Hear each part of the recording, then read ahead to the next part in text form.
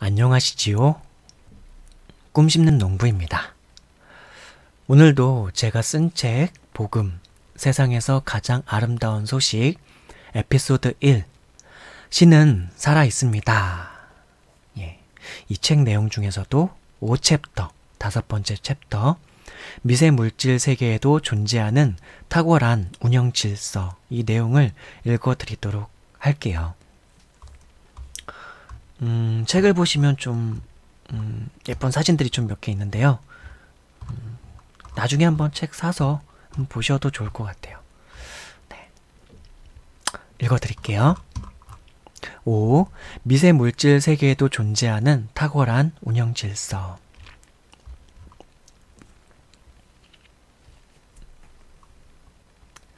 시야를 좁혀 미세물질의 세계를 관찰해 보아도 이 중력의 법칙은 예외 없이 작용하고 있음을 확인할 수 있습니다. 끈 이론 혹은 촉근 이론에 의하면 인간이 현재까지 파악하고 추측할 수 있는 가장 작은 물질은 10억 곱하기 10억 곱하기 10억 곱하기 100만 분의 1cm의 크기의 물질이라고 합니다. 아직 감이 안 오시죠? 10의 33승분의 1cm의 크기라고 합니다. 아직도 감이 안 오시죠?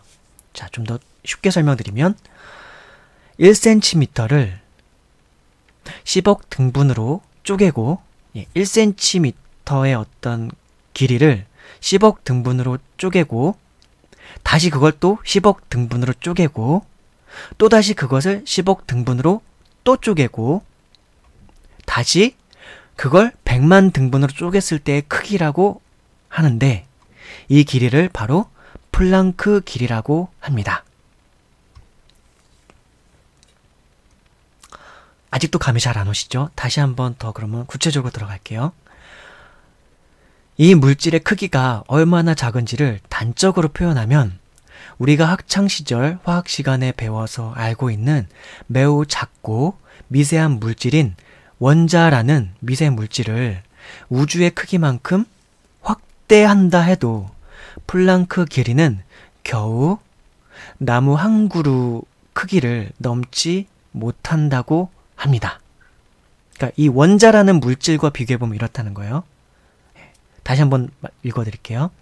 이 물질의 크기가 얼마나 작은지를 단적으로 표현하면 우리가 학창시절 화학시간에 배워서 알고 있는 매우 작고 미세한 물질인 원자라는 미세물질을 우주의 크기만큼 확대한다 해도 플랑크 길이는 겨우 나무 한 그루 크기를 넘지 못한다고 합니다. 원자만큼 작은 물질을 우주만큼 확대했을 때 겨우 나무 한 그루 크기를 넘지 못하는 크기라니 상상이 갑니까? 상상이 가시나요? 좀 놀랍지 않습니까? 네. 이 플랑크 길이의 물질은 끈처럼 생겼는데 그것은 끊임없는 파동을 일으키며 활동한다고 합니다. 빛도 이 플랑크만한 크기의 끈들이 수없이 연결되어 구성되어 있고 소리를 전달하는 물질도 궁극에는 이 끈이라는 물질로 구성되어 있다고 합니다. 우리가 기존에 알고 있었던 매우 작은 물질인 원자 같은 물질도 이 끈에 비하면 엄청 큰 물질, 즉 우주만큼이나 큰 물질이라고 합니다. 그리고 당연히 이 원자나 전자 같은 물질들도 끈으로 구성되어 있을 겁니다. 그럼에도 이 물질들이 다시 놀라운 질서에 의해서 어마어마하게 큰 별로서 존재하기도 하고 태양을 이루기도 하고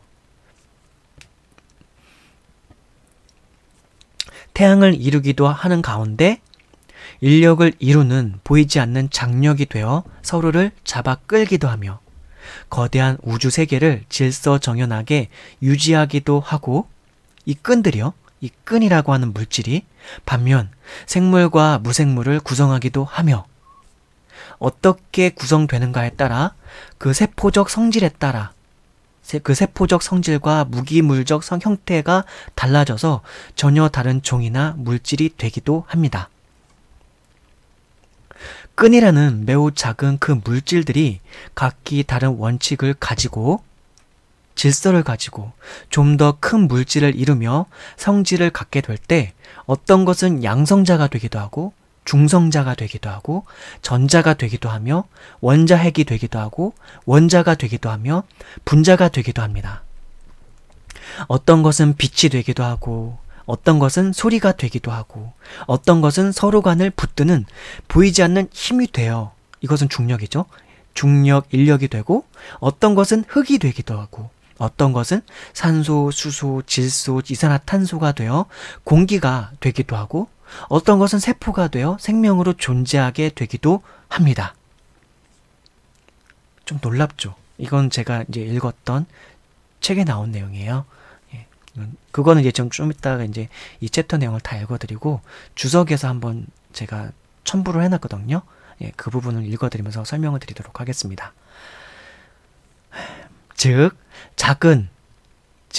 가장 작은 물질인 플랑크 길이만한 살아 움직이는 끈이라는 물질이 합쳐져서 어떤 것은 원자, 어떤 것은 전자, 분자가 되어 흙과 돌과 바위를 이루고 어떤 것은 산소, 질소, 이산화탄소, 물과 불과 같은 무기체가 되기도 하고 어떤 것은 세포가 되어 여러 종류의 종합 세포 구성물이 되어 식물과 동물과 곤충과 같은 유기체적 완전 생물이 됩니다.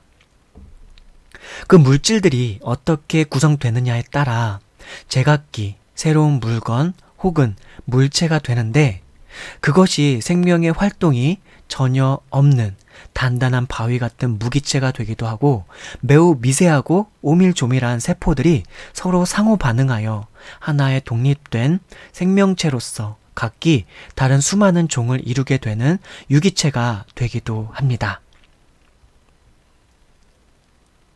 우주 가운데서도 몹시나 작은 별이라고도 할 수 있는 이 지구라는 행성에는 수억만 가지의 이름이 붙여진 혹은 붙여지지 않은 만물이 존재하고 수천만 종의 생명이 존재하고 또 그만큼이나 다양하고도 크고 작은 무수한 무생물들이 존재합니다. 그토록 다양하고 풍성한 물질들이 온 우주에 비하면 티끌보다도 작은 이 지구라는 작은 행성에서 함께 더불어 살고 있습니다. 그리고 이 지구에 비하면 티끌보다도 작은 한 인간 안에는 100조 개의 세포들이 더불어 살며 인간을 이루고 있습니다. 예. 다시 한번요. 그리고 이 지구에 비하면 티끌보다도 작은 한 인간 안에는 100조 개의 세포들이 더불어 살며 인간을 이루고 있습니다. 물리적으로 보면 그렇죠. 생리적으로 봐도 그렇고 세포학적으로도 봐도 그렇습니다. 인간은 100조 개의 세포들로 구성되어 있습니다. 적어도요. 그러한 인간에 대해서 성경은 하나님께서 자신의 형상과 모양을 따라 하나님의 생명적 호흡을 불어넣어 지으셨다고 말하고 있습니다. 창세기 2장 7절. 이 우주의 모든 만물과 생명 존재들은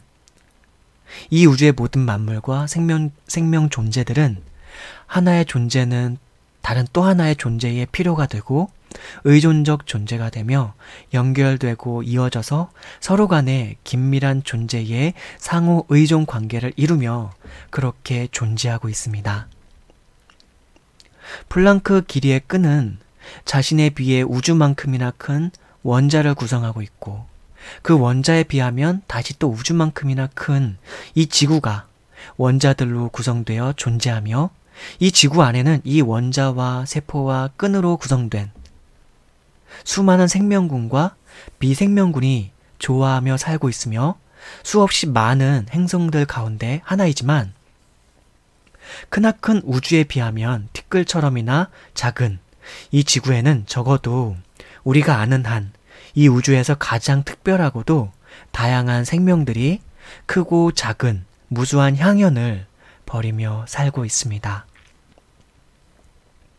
우리가 숨쉬며 살고 있는 이 우주와 우리가 숨쉬며 살고 있는 이 우주와 지구라는 세계, 그리고 그 세계를 이루고 있는 수많은 물질과 생명들은 이처럼 오묘하고 신비로운 조화를 이루며 질서를 유지하며 살아 움직이고 있습니다.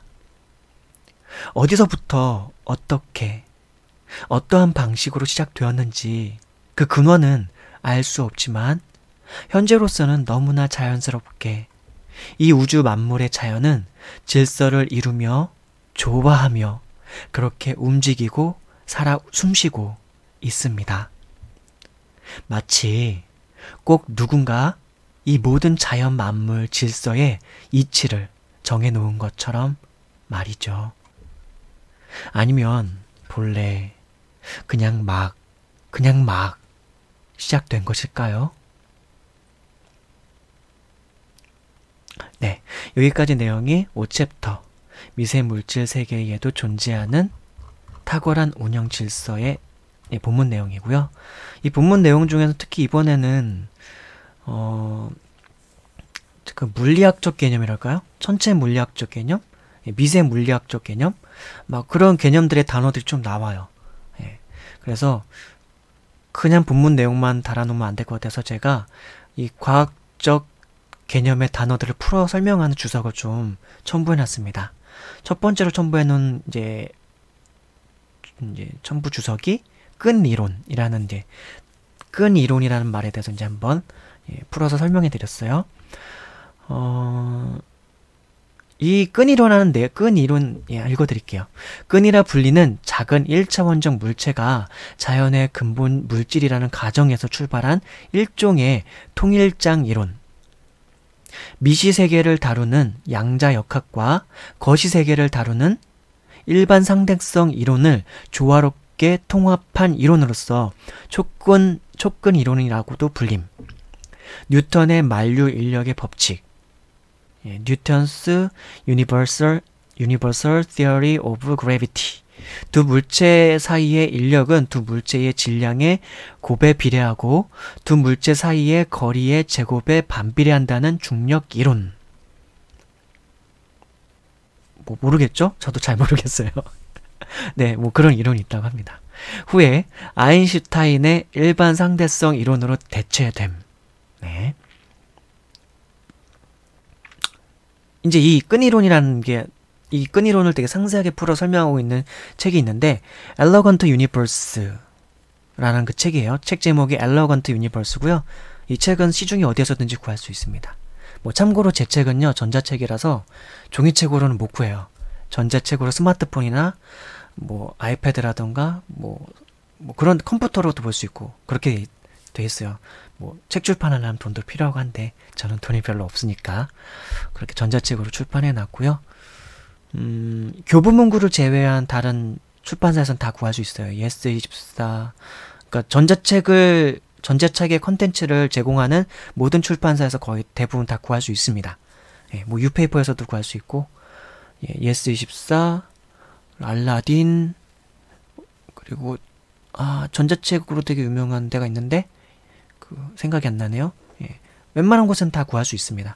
교보문고는 제 거 책 중에서는 나는 그리스도인입니다. 뭐랄까요? 또 책이 있는데 책 제목이 생각이 안 나네. 예, 뭐 있습니다. 한 3-4권 정도는 교보문고에서도 구할 수 있는데 총 제가 한 24권 정도 책을 출판을 했는데 그 중에서 21권 정도는 교보문고에서는 못 구해요. 다른 데서는 다 구할 수 있는데 예, 그렇습니다. 그리고 원자라는 단어에 대해서도 제가 좀 풀어서 주석을 달아놨네요. 예, 원자. 물질의 근본 구성 단위로서 원자핵을 구성하고 있는 양자와 중성자, 그리고 그 주위를 돌고 있는 전자로 이루어짐. 양성자, 플러스의 전하를 가진 입자. 3개의 쿼크 2개의 업 쿼크와 1개의 다운 쿼크로 이루어져 있으며 중성자와 함께 원자핵을 이루고 있음. 중성자, 뉴트론. 일반적으로 원자핵에서 발견되는 정기적 중성인 입자, 3개의 쿼크, 2개의 다운 쿼크와 1개의 업 쿼크로 구성됨. 전자 일렉트론, 음전하를 가진 입자, 일반적으로 원자핵 주위를 돌고 있습니다. 요 내용은 이제 이 원자라는 개념은 저도 고등학교 때 그 화학 시간에 배웠나요? 그랬던 걸로 기억이 나요. 그리고 끈에 대해서도 이제 좀 스트링, 끈 이론의 가장 기본 단위를 이루는 1차원의 물체, 그리고 장력. 장력이란 뜻은 당기거나 당겨지는 힘, 물체 내에 임의의 면을 경계로 하여 한쪽 부분이 다른 쪽 부분을 양쪽으로 끌어당기는 힘. 분자, 몰큘입니다. 단어 영어로 하면. 고유한 특성을 가지고 하나의 단위로 작용할 수 있는 원자들의 결합체. 분자는 일정한 질량, 구조, 원자 조성을 가진다. 원자는 분자를 이루는 기본 단위이며 분자는 순수한 화합물에서 그 특징적인 조성과 화학적 성질을 유지시키는 가장 작은 입자이다. 분자는 수나 종류의 변화 없이 물리적 변화를 할 수도 있으나 예를 들어 물이 고체, 액체, 기체로 상태 변화함, 화학 반응을 통해 변형될 수도 있다. 분자의 총괄적인 화학 작용은 분자를 이루는 원자들과 그들 사이의 화학 결합의 특성에 의해 결정된다. 전자가 둘 이상의 원자핵의 인력을 동시에 받아 생기는 결합은 원자핵 간 거리를 가깝게 한다. 결합이 생기거나 끊어지는 모든 화학 반응은 원자의 전자 구조상 변화로 설명될 수 있다. 결합이 생기거나 끊어지는 모든 화학 반응은 원자의 전자 구조상 변화로 설명될 수 있다.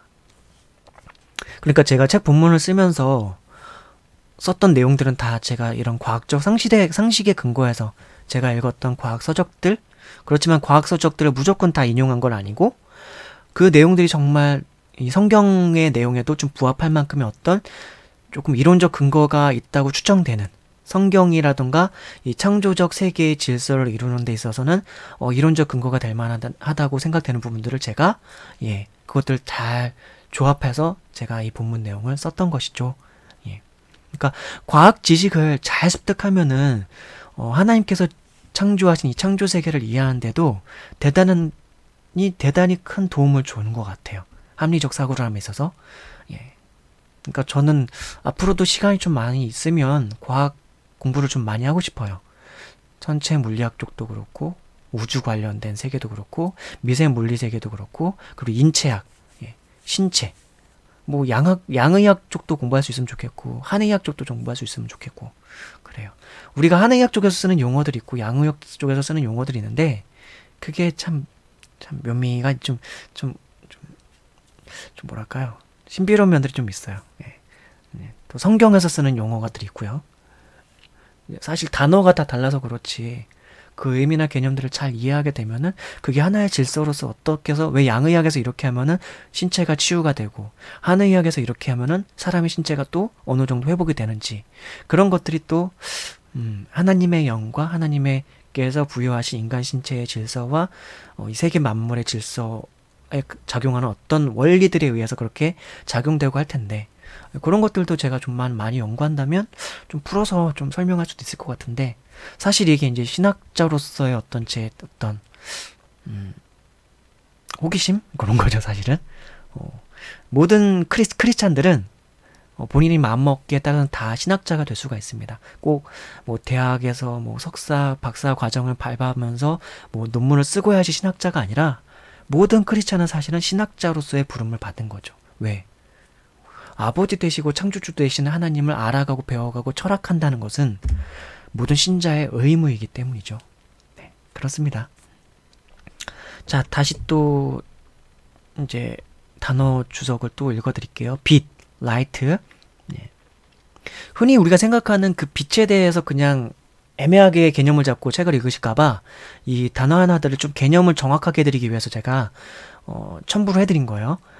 빛, 사람의 눈으로 볼 수 있는 전자기 복사, 파장이 4000에서 7000 옴스트롬의 가시광선을 나타내며 시신경을 자극하여 사물을 알아볼 수 있게 한다. 우리가 이 빛이라는 것을 이렇게 인식하게 되는 거예요. 넓은 의미의 빛은 적외선과 자외선 및 X선, 감마선까지 포함하여 지칭하기도 한다. 사물을 인식하는 것에는 두 가지 경우가 있는데 태양이나 전등 같은 광원에서 나오는 빛을 직접 보는 것과 광원에서 나온 빛이 어떤 물체에 반사되는 것을 보는 것이다.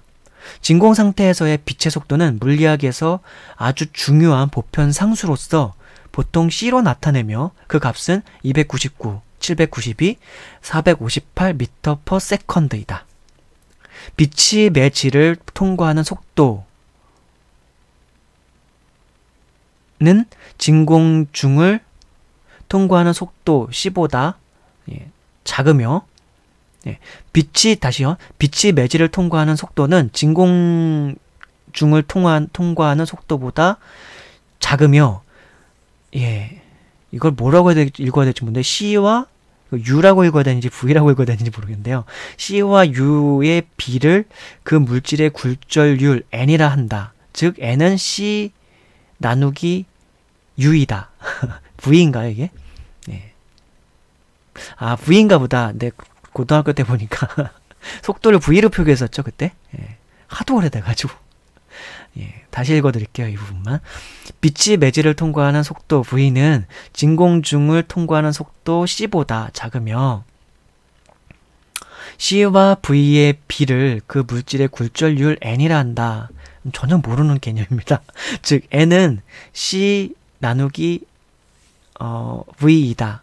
빛은 진공 속에서 매우 빠른 속도로 에너지를 전달하며 매질을 통과하면서 흡수, 반사, 굴절 과정을 거치며 광원과 매질에 대한 정보를 전달하기도 한다.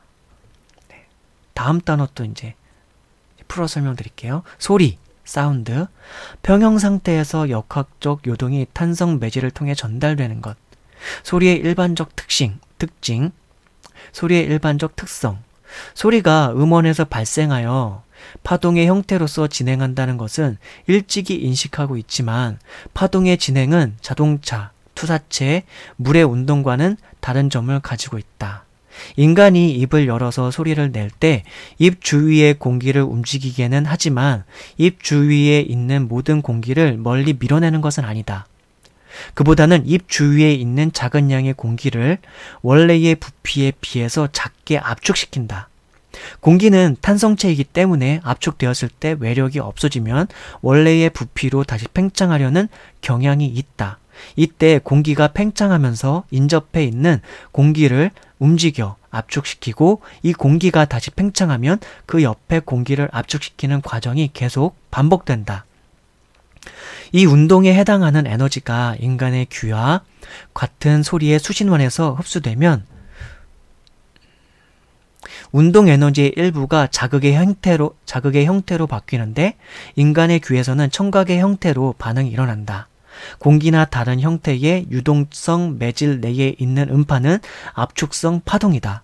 그 큰 소리와 작은 소리의 구별은 음파가 진행될 때 나타나는 압력 변화 정도에 달려있다.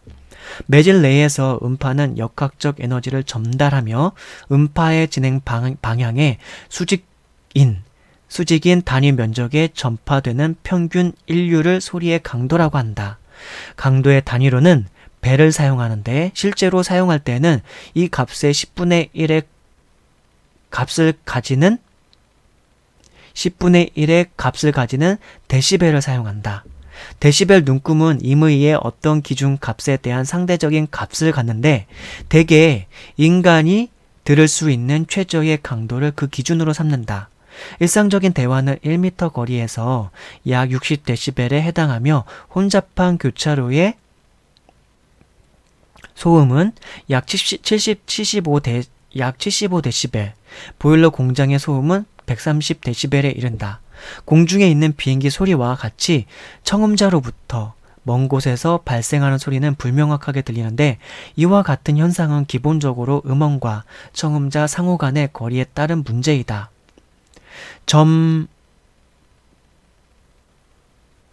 음원에서 발생하는 음파의 강도는 음원으로부터의 거리의 제곱에 반비례하는 값을 갖는다. 막 들으시면서 졸립지 않나요? 공간 중에 있는 점, 음원에서 발생하는 소리의 에너지는 사방으로 퍼져나가므로 음원에서 멀어질수록 단위 시간에 같은 양의 에너지가 지나가는 구면의 면적이 증가하게 된다. 따라서 음파의 강도는 거리의 제곱의 반비례로 감소한다. 공간에서 거리에 따른 음파의 강도는 이와 같은 순수히 기하학적인 요소에 의한 것보다 더 빨리 감소하는데, 이것은 음파가 매질에 의해서 흡수될 뿐만 아니라 반사, 굴절, 회절, 산란 등과 같은 여러 효과에 의해서 에너지가 소모되기 때문이다. 예, 잘 내용 이해되십니까? 이걸 글로 보셔야 될 것 같은데, 이거 단순히 귀로 들으셔가지고는 이해 안 되실 것 같아. 예. 근데 우리가 흔히 알고 있는 이 소리라는 게 이렇다는 거예요. 소리가 이렇게 이런 방식으로 이렇게 발생이 되는구나 하는 것들을 좀 잘 파악하고서 이 본문 내용을 읽으면 훨씬 더 좀 많이 공감이 되실 것 같아가지고, 이 소리의 개념에 대해서도 제가 위키백과를 아마 참조했을 거예요. 위키백과, 우리 모두의 위키백과. 예. 다른 백과 막 두산백과라던가 네이버 같은 데 있는 그런 백과사전들은 잘못 인용하면 또 그것도 책에다 잘못 인용하면은 그것도 저작권 위반이 된다고 합니다. 예, 제가 파악한 바로는 그렇고, 근데 뭐 아닐 수도 있고요. 정확하진 않아요. 예. 그래서 조심스러워가지고 함부로 인용 못하게 갔어가지고, 위키백과는 뭐 모두에게 공개된 곳이니까, 예, 그래서 인용을 했고요. 자, 마지막 단어 한번 살펴볼까요? 공기. 공기에 대해서 잘 아십니까? 우리가 흔히 생각하는 공기. 지구의 대기를 구성하는 여러 기체의 혼합물. 여러 기체의 혼합물. 공기는 항상 일정한 농도를 갖는 기체들과 시간과 장소에 따라 농도가 변화하는 기체들로 나누어진다. 항상 일정한 농도를 갖는 대기 중의 기체들과 이들의 부피, 백분율은 다음과 같다. 산소 N2. 이거 수치가 막 되는데 이건 건너뛸게요. 산소 N2 뭐 78084, 산소 O2, 질소가 N2 78084, 산소 O2 20946 막 이렇게 쭉 나왔는데요. 이건 건너뛰겠습니다. 예, 그래서 질소, 산소, 아르곤, 네온, 헬륨, 메탄, 크립톤, 수소, 산화질소, 크세논, 이렇게 공기의 농도가 일정하게 유지되는 이유는 대기의 운동에 따른 혼합작용 때문이다. 이게 너무 놀라운 거예요. 제가 본문 내용에서도 밝혔지만 이렇게 공기의 농도가 일정하게 유지되는 이유는 대기의 운동에 따른 혼합작용 때문이다. 그러나 90km 이상의 상공에서는 혼합작용보다 확산작용이 더 많이 일어나며 수소나 헬륨과 같이 가벼운 기체들이 보다 풍부해진다. 공기 중에 농도가 일정하지 않은 기체들로 중요한 것으로는 수증기, 오존, 이산화탄소, 이산화황, 이산화질소 등이 있다. 조성이 변하는 이들 기체들은 비교적 양이 적지만 지표면의 생명체를 유지하는 데 매우 중요한 역할을 한다. 수증기는 모든 형태의 강수를 형성하는 원천이며 적외선을 흡수하거나 발산하는 역할을 한다. 이산화탄소는 광합성 작용에 관계하는 것 외에도 적외선의 중요한 흡수 및 발산제이다. 오존은 주로 지표면으로부터 10에서 50km 상공에서 태양으로부터 오는 자외선을 흡수하여 3000 옴스트롬 이하의 파장을 갖는 모든 방사선으로부터 지구를 보호하는 중요한 역할을 한다. 그러니까 이런 공기라던가 우리가 흔히 생각하는 그 단어들을 한번 상세하게 풀어서 이해하면은요, 좀 더 풍부하게 좀 이해가 되는 것 같아요. 그쵸? 지금 이런 내용들을 이해한 다음에 지금 본문 내용을 다시 한번 읽어보시거나 혹은 들어보신다면 더 풍부하게 이해될 거예요. 더 풍부하게 공감이 될 수도 있습니다.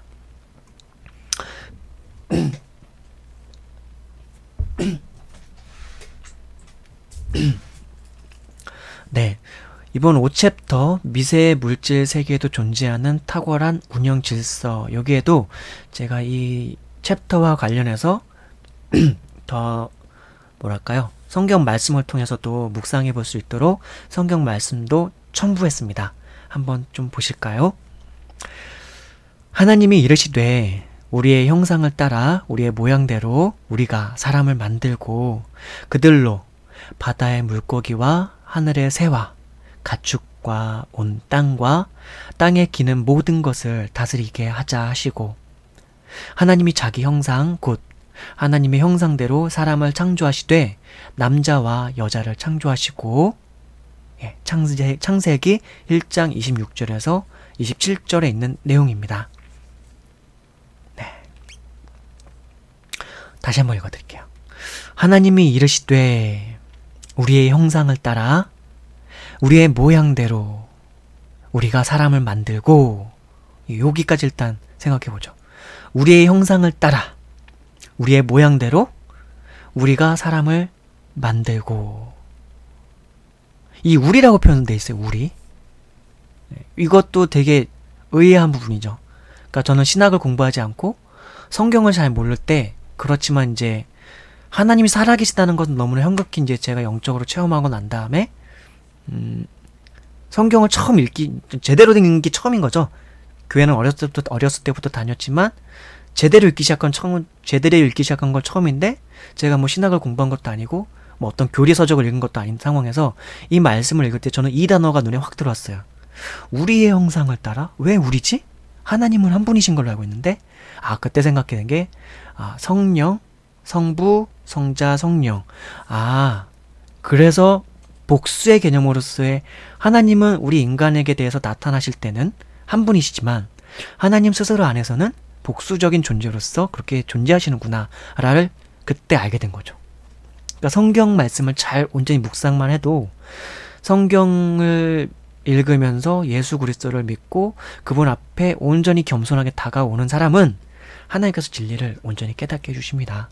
그러니까 뭐 신학을 공부하지 않아도 막 그게 괜찮아요. 성경 앞에 온전히 예수님을 믿고 나와서 한번 성경 말씀을 제대로 한번 묵상해 보세요. 그럼 성경이 예수 그리스도의 은혜를 힘입어서 성령의 감동 감화하심으로 여러분들에게 진리를 가르쳐 주실 것입니다.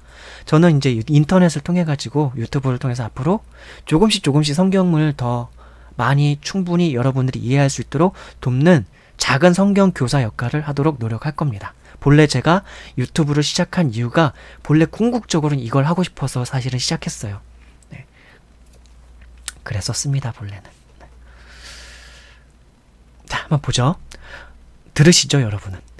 하나님이 이르시되 우리의 형상을 따라 우리의 모양대로 우리가 사람을 만들고, 여기서 우리라는 것에 이제 초점을 가졌는데 이번에 형상이에요. 하나님의 형상을 따라, 그러니까 우리의 형상을 따라, 하나님의 형상을 따라 우리의 모양대로 우리가 사람을 만들고, 사람을 짓는데 그냥 지으신 것이 아니라 동물들은 그냥 흙으로 지으셨어요. 동물들은 그냥 흙으로. 제가 이미 다른 전 이전 챕터에서 제가 성경 말씀을 읽어드리면서 그 성경에 나와 있었죠. 사람이 짐승을 지을 때 흙으로 지으셨다고 그 성경 구절에 나와 있었습니다. 근데 사람도 흙으로 짓긴 했는데 흙이라는 건 사실은 티끌이에요. 티끌. 우리가 생각하는 이 모래 해변에 있는 모래나 막 그런 개념이 아니에요. 티끌이요, 티끌. 원래 히브리어 원문으로 보면은 티끌인데 아주 미립자 같은 티끌 같은 걸로 사람을 그렇게 구성하게 한 거죠. 그래서 우리의 형상을 따라, 하나님의 형상을 따라. 근데 하나님이 진짜로 형상이 있으십니까? 우리는 적어도 못 봤죠. 인간들 중에서 누구도 하나님을 정말 그 실체를 본 사람은 없습니다. 그나마 유일하게 하나님 형태를 볼 수 있게 된 게 예수 그리스도를 통해서 하나님께서 오신 거죠. 성육신하셔서 오셔서 그렇게 예수 그리스도를 통해서 하나님께서 사람의 몸을 입으시면 요런 분이시구나. 그러니까 외모를 말하는 게 아니에요. 그분의 성품, 그분의 인격, 그런 것들을 좀 알게 되는 것이죠. 그래서 신이신 그분께서는 이렇게 사랑을 표현하시고, 이렇게 슬픔을 표현하시고, 이렇게 긍휼히 여기시고, 이렇게 정의를 행하시고, 이렇게 구원을 이루시는구나. 인간과 함께 하실 때 이러셨구나. 인간의 몸을 입으시고 우리와 함께 거하신다면 이러실 수 있는 분이 나를 예수 그리스도를 통해서 사람의 몸을 입고서 보여주신 것이죠. 그렇지만 실제로 하나님의 본체, 하나님의 본질 자체는 인간의 눈으로 볼 수가 없어요. 그럼 형태나 모양이나 우리는 사실 상상도 할 수가 없는 거죠. 우리의 영혼을 어떻게 여러분은 상상하실 수 있습니까? 영혼의 눈이 달렸습니까? 영혼의 입이 있습니까? 영혼의 코가 있습니까? 우리가 육신을 입고 있기 때문에, 육체를 입고 있기 때문에 눈이라는 걸 통해서 눈도 그냥 눈만 있다고 해서 볼 수 있는 건 아니에요. 빛이 있기 때문에, 존재하는 물질들이 있기 때문에 빛이 반사돼서 그 빛과 그 물질들과 그런 것들이 상호 반응해서 그것이 전달되는 빛의 과정의 현상을 통해서 우리가 볼 수 있는 거죠. 방금 전에 제가 주석을 읽어드렸던 것처럼요. 눈이 있어도 볼 수 있는 대상이 있어야지 보는 거죠. 그렇죠? 예. 그렇기 때문에 하나님의 영이라고 하는 걸 존재를 생각할 때, 그럼 그분의 형상, 그분의 모양은 무엇이냐? 우리 인간 같은 이런 몸이 아니라, 예. 먼저는 본질이, 예. 하나님의 어떤 영적인 성품을 말하는 거죠. 성품, 인격. 하나님을 닮은 성품, 성격. 즉, 인격. 그러니까 어떻게 보면 신성적 성격이죠. 예. 그러니까 희노애락의 감정을 느끼고, 거기서 기쁨도 느낄 수 있고, 슬픔도 느낄 수 있고, 좋음도 느낄 수 있고, 그렇고, 거기에다가 언어를 사용할 수 있는 개념이 있어서, 개념과 지성이 있어가지고, 어떤 것들을 더 디테일하게 뭔가들을 표현하고, 상호 교제하고, 인격과 인격으로서 자유의지를 가지고 상호 교통할 수 있도록. 그렇게 만들어 주신 거예요. 그러니까 하나님의 형상과 모양을 따라 지어주셨기 때문에 우리가 자유의지가 있는 것이죠. 근데 거기 그 자유의지를 하나님께서 주심으로써 발생되는 게 필연적으로 있어요, 그게. 예. 자유의지라는 건 이것을 택할 수도 있고 저것을 택할 수도 있는 거잖아요. 그쵸? 근데 그건 선과 악으로 구별되는, 선을 택할 수도 있고 악을 택할 수도 있는데, 하나님 쪽은 선이야. 근데 그걸 떠나서 존재하는 어떤 것을 택한다면 그건 악으로 대별돼요. 악으로 어떻게 보면 대칭되는 것이죠. 그러니까 하나님께서 인간을 지으실 때부터 본래는 선악이라고 하는 개념 자체가 존재할 수 있었고, 그리고 선악이라는 개념 자체는 실제로 악이라고 하는 실체적 존재는 있을 수 없는 것인데, 원래는 하나님께서 이 세계를 지으셨으니까 악이라고 하는 것은 존재할 수가 없는 것인데, 본래는 선이신 하나님께서 이 세계를 지으셨으니까. 근데 악이라는 개념 자체는 존재할 수 있는 거죠. 왜? 선이 있으니까. 선이 아닌 것은 악이 되는 거니까. 선악에 대한 이제 개념 생각할 때 그렇게 볼 수 있는 거예요. 선악의 개념은 있는데, 창조 세계는 본래 악이라고 하는 실체의 존재는 없었다. 근데 자유의지가 부여된 인간이 존재함으로써, 근데 사실 더 놀라운 건 있었죠. 갑자기 이제 나중에 선악과를 따먹으면서, 인간이 선악과를 먹기 직전에 존재하는 뱀이라는 존재. 근데 뱀도 하나님께서 지으신 짐승 중에 하나인데 어떻게 걔가 악한 존재가 됐느냐. 근데 그 뱀이란 존재를 배후에는 사탄이 또한 존재가, 그 뱀을 꿰는 거죠. 뱀을 이용해가지고 인간에게, 예, 하나님을 대적하는 존재로서 하나님을 실망케 하고 하나님께 불순종하게 하고 하나님을 떠나는 존재가 되게 해서 뱀을 이용하고 사람을 이용하는 존재, 사탄이죠. 그럼 그 사탄은 도대체 누가 지었냐? 근데 이제 성경에 따르면 되게 이제 짤막하게 나와 있는데, 뭐 루시퍼라는 존재인데, 예, 그러니까 원래 천사라고 다들 추정을 해요, 학자들이. 천사였다고. 천사장, 그것도 영적 존재죠. 그러니까 그 영적 존재로서 존재가 있을 때부터, 근데 그 영적 존재가 천사장이었는데 걔가 악한 존재가 됐다는 건 걔도 자유의지가 어느 정도는 있었다고도 볼 수 있는 것이죠. 네. 다만 인간과 같은 분량으로 있었는지 그건 전혀 가늠도 할 수 없습니다. 전혀 추측도 할 수가 없어요. 왜냐하면 성경을 근간으로 해서 우리 그리스도인은 진리를 파악하는데, 그 외에는 다 상상일 뿐인 거죠. 상상은 상상일 뿐 진리가 아니잖아요. 그렇죠? 근데 이 사탄과 관련된 진리, 지식이라고 하는 것들은 성경에 그렇게 많이 나와 있질 않아요. 정말 짤막하게 몇 구절인데 그거 갖고 추측한다는 것 자체가 진리를 단순히 추측으로 진리라고 할 수는 없는 거니까. 예. 다만 어느 정도 생각해 볼 수 있는 거리들은 있는 것이죠. 그래서 인간이 왜 하나님께서는 왜 선악과를 왜 선악과는 왜 에덴 동산에 두셨나요? 뭐 그런 것에 대한 궁금증과 그것 때문에 예수님을 안 믿고, 그것 때문에 하나님을 안 믿고, 신을 안 믿고, 하나님께서 인간을 지으시고 자유의지를 주셔서 인간이 악하게 된 것은 하나님 탓이 아니느냐? 뭐 그렇게 막 하면서 신앙을 안 갖는 사람들도 대단히 많아요. 그렇기 때문에 제가 선악과는 왜 지어주셨나요? 라고 해가지고 제가 책 한 권을 그것도 집필을 했죠. 그 책을 읽으면 어느 정도는 선악과를 이래서 선악과를 이래서 하나님께서 만들어 주셨구나. 그리고 선악과를 만들 때부터, 그리고 그 이전에 인간을 지을 때부터 하나님께서는 이미 어떤 일들이 있을지 다 아시죠, 당연히. 자유의지를 줬을 때 어떻게 될지도 아세요. 근데 하나님은 인간을 지으시고 인간을 사랑하시고 싶으셨어요. 그러고 싶으셨어요, 하나님은. 사랑의 존재이신 그분께서는. 그리고 지으셨어요. 그리고 인간은 뱀의 꿰매 넘어가서 이브죠. 이브가 선악과를 따먹고 그 이브의 말을 듣고 아담은 또한 같이 범죄하게 되죠. 그리고 그 범죄함으로 말미암아서 선이신 근본이신 하나님께로부터 이탈되게 됩니다. 선으로부터 이탈되고 그 이탈되게 된 게 이제 악한 형태를 실제로 이 창조 세계에 가져오게 되는 것이죠. 네, 그래요. 뭐 아무튼 간에 뭐 선과 악 뭐 그런 얘기하다가 이런 이 얘기를 하자면 막 몇 시간을 얘기해도 사실 끝이 없을 만큼 쭉 갈 수 있어요, 사실은. 예. 근데 일단 이 얘기는 요 정도까지만 맺고, 궁금하실 텐데 앞으로 제가 이 복음, 세상에서 가장 아름다운 소식을 읽어드리고 풀어드리면서 그 부분을 중점적으로 다룰 때가 있습니다. 그때 제가 다 풀어서 설명드리고 알려드리겠습니다. 그때 중점적으로 다룬 챕터가 있습니다. 선악과에 대해서 다룬 챕터가 있거든요. 그때 다 알려드릴게요. 뭐 책으로 미리 보셔도 되긴 해요. 책이 지금 복음 세상에서 가장 아름다운 소식 에피소드 1이 있고 에피소드 2까지는 출판됐거든요. 앞으로 에피소드 3, 4, 5, 6 대체로 한 에피소드 6이나 7 정도까지는 가지 않을까 싶어요. 그래서 7권으로 마무리가 되지 않을까 싶은데, 네. 어쨌든 결론만 잠깐만 말씀드리면, 선악과를 짓기 전에, 인간을 지으시기 전에, 창조세계를 지으시기 전에 하나님은 다 아셨습니다. 왜?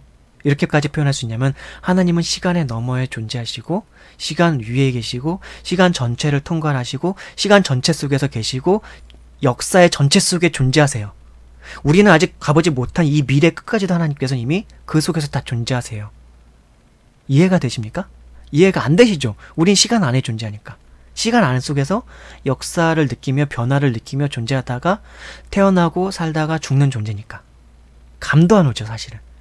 근데 다만 제가 좀 생각을 해본 게, 이걸 어떻게 하면 좀 설명드릴 수 있을까 좀 생각을 해본 게, 이걸로도 다 충분한 설명은 되지 못해요. 그러나 좀 설명을 조금이라도 설명 가능하게 해볼 수 있는 게, 요즘 AI라는 게 존재하기 시작하잖아요.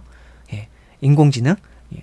그리고 인간이 만들어 놓은 게임들 중에서 요즘 뭐 한참 됐죠. 게임은 아이온이라는 게임이 있고, 뭐 리니지라는 게임이 있고, 뭐 로안이라는 게임이 있는데, 저는 이제 그 게임이 이제 궁금해서 조금 해봤어요. 근데 그거는 가상의 세계가 존재하는 컴퓨터 안에서, 프로그램 안에서 가상의 세계가 존재해요.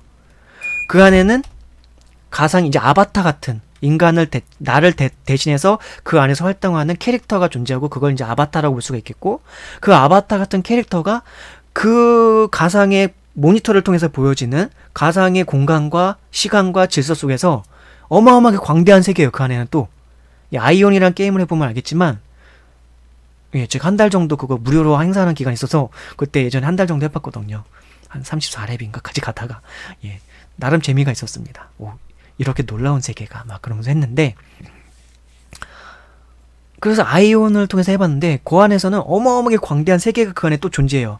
이쪽 지역에서 저쪽 지역으로 막 타임머신처럼 막 날라서 막 이동하고, 시간을 막 공간은 그 안에서도 되게 먼 거리인데, 날아가거나 걸어가면 엄청 먼 거리인데, 무슨 순간 이동 무슨 그런 것들 이용해가지고 쑥 날아가서 가면은 되게 빨리 가고, 예. 그 안에서는 문화도 존재하고, 그 안에서 결혼도 하고, 그 안에서 막 상거래도 하고 매매도 하고 막 그래요. 돈을 주고 팔기도 하고, 그 캐릭터에서 무기 같은 것들을 나중에 현실 세계 아파트 값에 이르는 막 집값만큼의 재산을, 그거에 있는 아이템 하나를 가지고 교환하게 돼요. 막 돈을 실제로 아파트값 1억만 원, 실제 현물 세계에서 존재하는 그 1억을 가지고 그 가상 세계에 존재하는 아이템을 실거래를 하기도 해요. 정말로. 리니지라던가 아이온 같은 데서. 저는 그거 보면서 미쳤구나 라고 생각하지만, 예, 실제로 이제 그걸 보면서 그걸 이제 비유로 말씀을 드리려는 거예요.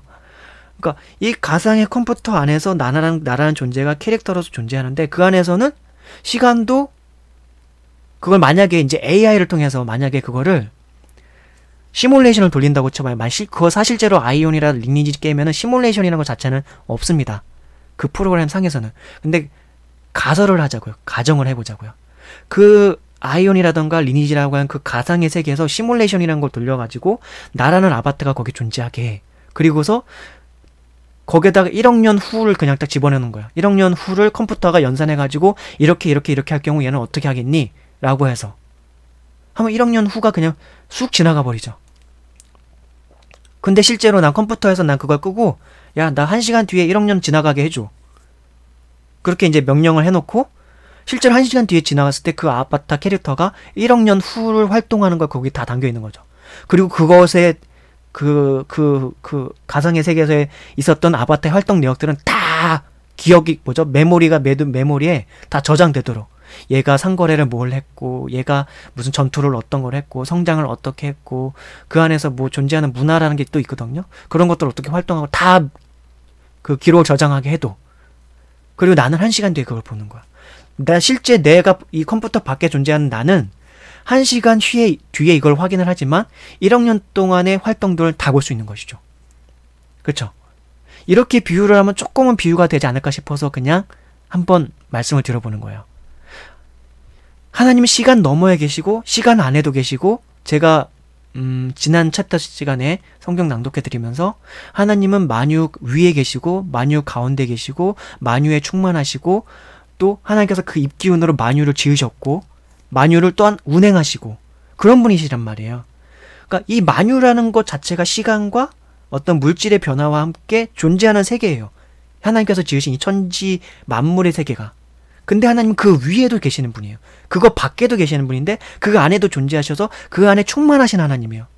실제로 우리가 인간이 뭐 인공지능을 만들고 아바타를 만든다 할지라도 이렇게까지 되긴 힘들겠죠. 그러니까 비유로 그나마 조금이라도 우리가 유추해서 상상할 수 있도록 하는데 도움을 줄 수 있도록 제가 AI나 그런 지금 뭐 아이온이라던가 리니지 그런 게임을 비유로 해서 설명드려보는 거예요. 예. 이게 되게 그래도 상당히 우리가 하나님의 어떤 시간 너머의 존재성과 시간을 통과해서 존재하심과 시간을 통과해서 존재하시면서 그 모든 것 속에서 우리가 존재하지 않는 저 미래의 세계에서도 하나님은 존재할 수 있고 그 속에서도 이미 그 모든 다 경험하면서 그걸 다 아실 수 있는 하나님이라는 걸 이해시켜드리기 위해서. 이해가 좀 가시나요, 이제? 자, 우리가 만약 또 이렇게도 또 말씀드릴 수 있을 것 같아요. 뭐냐면은 우리가 잠자고 일어나면은 시간이 후딱 지나가지 않습니까? 저는 어렸을 때 특별히 그걸 더 많이 느꼈어요. 어렸을 때 이제 가족들하고 같이 뭐 어디 저 밑에 먼 곳까지 막 간다던가 아니면 학교에서 뭐 소풍을 간다던가 수학여행 같은 거 갈 때 되게 지루하잖아요. 차 안에 타고 있으면. 우리 나이 들어서 지금 드라이브 하는 걸 좋아하긴 하지만 어렸을 때는 버스 타거나 뭐 차를 타고 뒷좌석에 앉거나 하면 그게 너무 지루한 거예요. 경치 풍경 보는 재미 그런 거 없어요. 어렸을 때는. 그냥 노는 게 막 활동하고 막 애들끼리 장난치고 그래 노는 게 재밌지. 근데 어쨌든 너무 지루하잖아요. 근데 그때 이제 엄마나 아버지가 하는 얘기가 자라. 자라. 그러면 자기 싫은데. 근데 일단 자고 나면은 나는 이미 도착해 있어. 자는 동안은 난 아무것도 기억 못해. 아무것도 알지 못해. 근데 자고 나면 시간은 이미 훌쩍 지나가 있어. 자, 그러면 가령 우리가 이제 죽는다 쳐요, 실제로. 예. 죽고 난 다음에 하나님 앞에 나중에 부활을 믿는 신앙이 우리 그리스도인의 신앙인데 부활하게 된다 쳐요. 그럼 죽고 나서 되게 오랜 시간이 지난 다음에 인류가 멸망하고 우주가 망하고 막 혹시 하나님께서 재림하셔가지고 뭐 심판을 하시는 그 순간이 온다 쳐요. 그때까지 시간이 1000년이건 1억 년이건 뭐 10,000년이건 100만 년이건 뭐 시간이 지나 있겠죠. 하지만 우리는 그 시간을 체감할 수는 없습니다. 죽었으니까. 의식이 없으니까. 눈 깨면 이미 100억 년이 지나가 있고 그런 거죠. 이건 죽음으로 빗대어서 얘기했지만 가령 그걸로도 얘기할 수 있죠.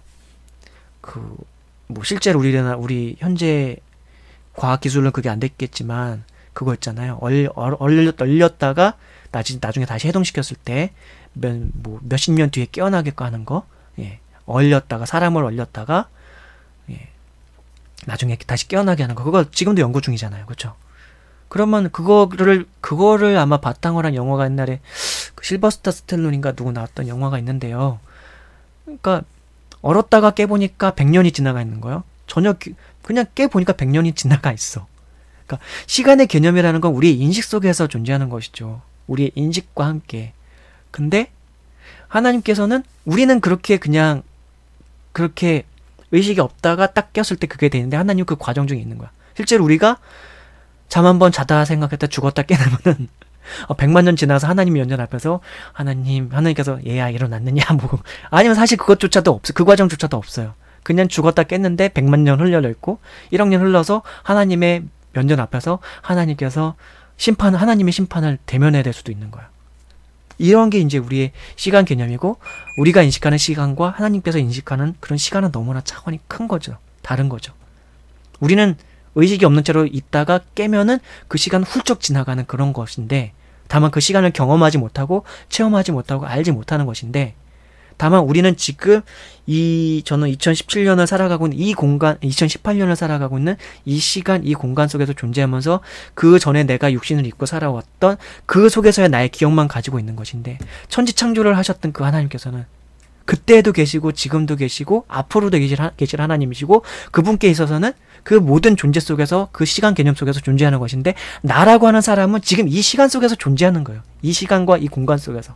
이 시간 속에서 이 공간 속에 존재해서 하나님을 인식하고 하나님을 믿고 하나님께 은혜를 입으며 살아가고 있는 건데 하나님은 나는 이 시간 속에서 살다가 이제 가지만 그리고 하나님을 나중에 은혜를 입어서 만나 뵙게 되겠지만 내가 아직 가보지 못한 저 미래의 세계에 있는 그곳 속에서도 하나님은 이미 계시는 거예요.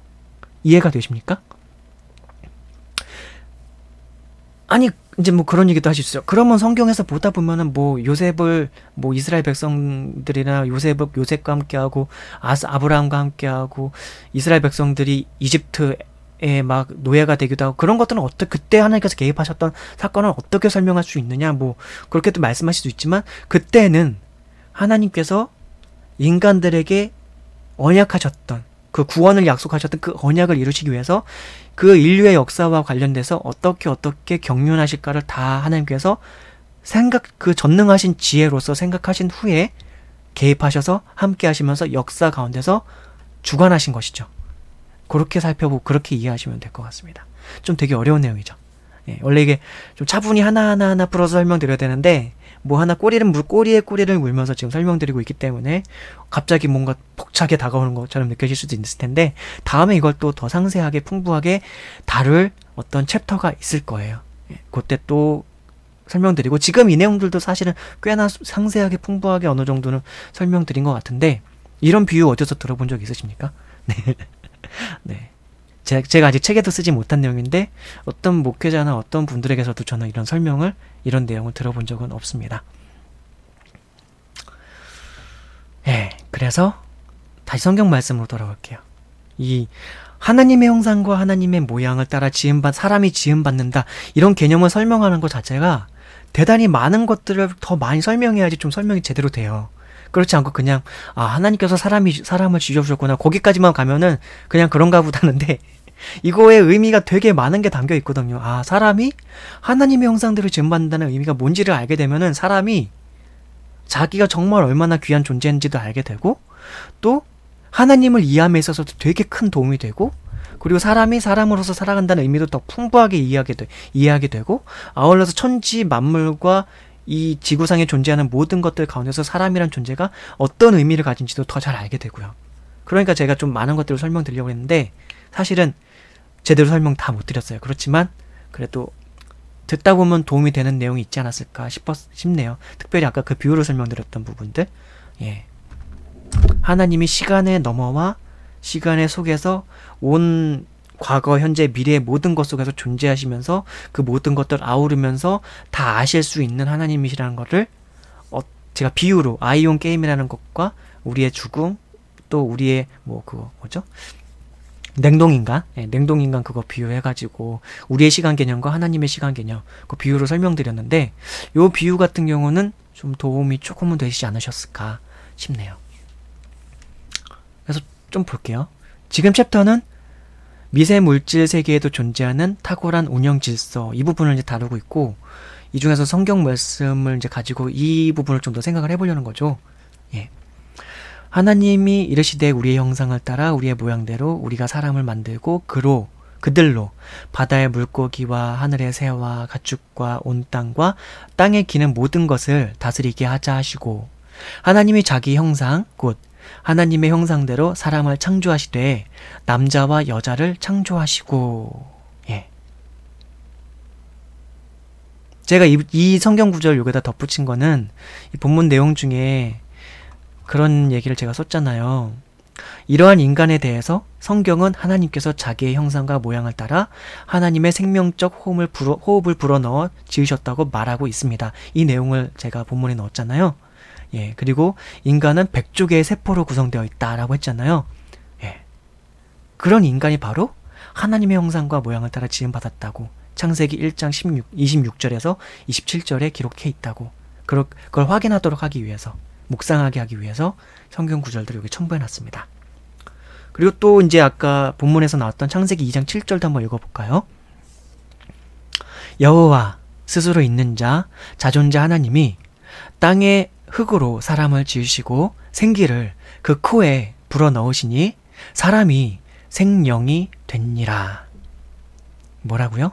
여호와 스스로 있는 자 자존자 하나님이 땅의 흙으로 사람을 지으시고 생기를 그 코에 불어넣으시니 사람이 생령이 된지라. 예. 되게 구체적으로 좀 묘사되어 있죠? 생기를, 생령을 그 코에 불어넣으시니 사람이 생령이 된지라. 네. 자, 에베소서 4장 6절. 하나님도 한 분이시니 곧 만유의 아버지시라. 만유 위에 계시고 만유를 통일하시고 만유 가운데 계시도다. 이거는 지난 챕터에서도 제가 첨부했던 성경 구절인데, 예. 이미 지난 챕터에서 좀 어느 정도 많이 말씀드렸으니까 하나님도 한 분이시니 곧 만유의 아버지시라. 만유 위에 계시고 만유를 통일하시고 만유 가운데 계시도다. 네, 이 부분은 이제 특별히 더 설명 안 해도 될 것 같아요. 자, 그리고 예레미야서 23장 23절에서 24절 말씀. 여호와의 말씀이니라.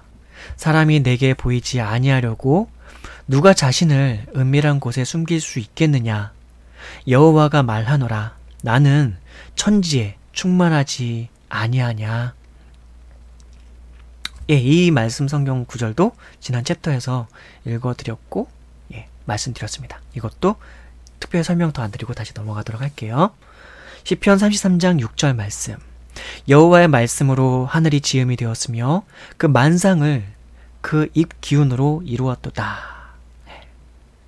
이 미세 물질 세계에도 존재하는 탁월한 운영 질서라는 것 자체가 하나님께서 지으신 세계 가운데에서 이 미세 물질도 지었기 때문에 그 입의 기운으로 이루었기 때문에 그 가운데서도 그 모든 탁월한 운영 질서가 존재하게 되는 것이죠.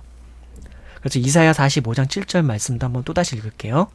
나는 빛도 짓고 어둠도 창조하며 나는 평안도 짓고 환난도 창조하나니 나는 여호와 스스로 있는 자 자존자라.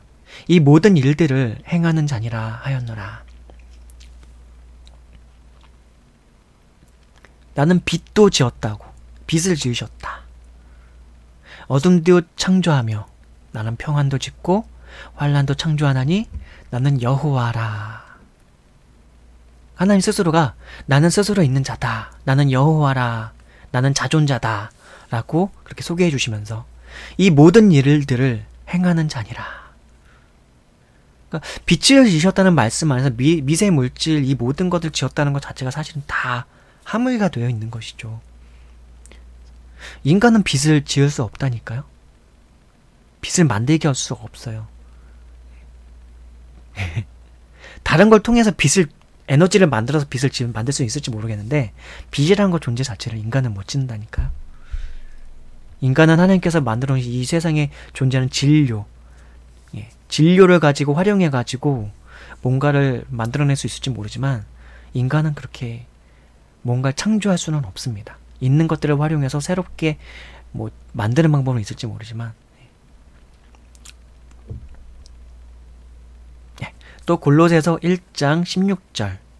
만물이 그에게서 창조되되 하늘과 땅에서 보이는 것들과 보이지 않는 것들과 혹은 왕권들이나 주권들이나 통치자들이나 권세들이나 만물이 다 그로 말미암고 그를 위하여 창조되었고, 그를 위하여 창조되었고. 이 성경 구절도 지난 챕터에서 다 읽어드렸던 거고요. 로마서 1장 20절, 그 다음 성경 구절. 창세로부터 그의 보이지 아니하는 것들 곧 그의 영원하신 능력과 신성이 그가 만드신 만물에 분명히 보여 알려졌나니 그러므로 그들이 핑계하지 못할지니라. 여기서 말하는 그들은 불신자들 혹은 자연인들을 말하는 거예요. 일반 신앙이 없는 사람들. 그러니까 창세로부터, 저 창세, 되게 먼 옛날 우주가 지어졌었던 그 창세, 세상의 시작이 그때로부터 그의 보이지 아니하는 것들 곧 그의 영원하신 능력, 그러니까 그의 보이지 아니하는 것들은 그의 영원하신 능력과 관련이 있고, 그분의 신성, 그의 영원하신 능력과 신성이 그가 만드신 만물에 분명히 보여 알려졌나니, 그가 만드신 만물에 분명히 보여 알려졌나니 그러므로 그들이 핑계하지 못할지니라. 로마서 1장 20절. 이 광활한 우주를 가만히 생각해보고, 이 광활한 대자연을 가만히 생각해보기만 해도, 웅장함, 자연의 웅장함 앞에서 가만히 생각해보아도 신이 존재한다는 사실을 어쩌면 우리는 너무나 자연스럽게 맞닥뜨릴 수밖에 없는데요. 근데 우리 중에 상당히 많은 사람들은 이 신을 없다 치부하면서 살아가고 있죠. 네. 자, 마지막 성경 구절 말씀 또 읽고 오늘 시간도 마무리하도록 하겠습니다. 로마서 11장 36절 말씀이네요. 이는 만물이 주에게서 나오고 주로 말미암고 주에게로 돌아감이라. 그에게 영광이 세세에 있을지어다. 아멘. 이는 만물이 주에게서 나오고 주로 말미암고 주에게로 돌아감이라. 그에게 영광이 세세에 있을지어다. 아멘. 이는 만물이 주에게서 나오고 주로 말미암고 주에게로 돌아감이라. 그에게 영광이 세세에 있을지어다.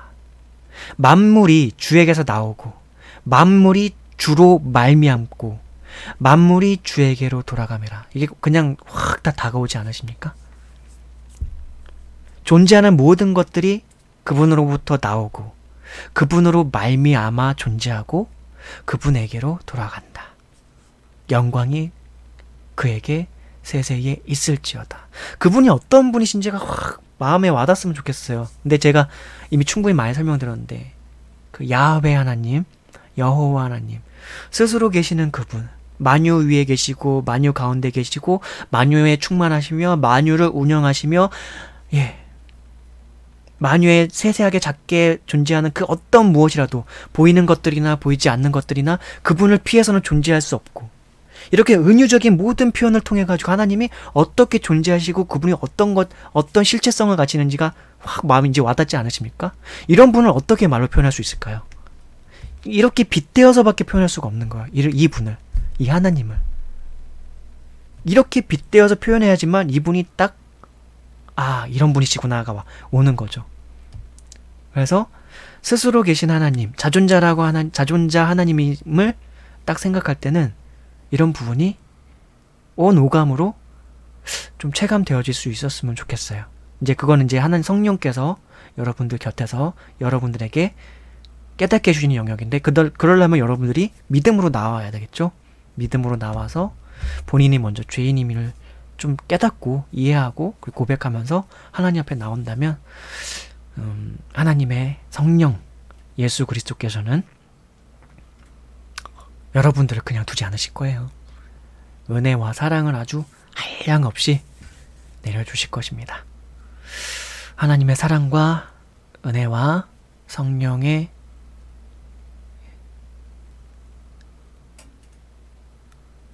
충만하심이 여러분들과 함께 하기를 기도하겠습니다. 오늘 시간 마무리 짓겠습니다. 네, 다음에 또 뵐게요. 모두들 행복하시고 건강하십시오.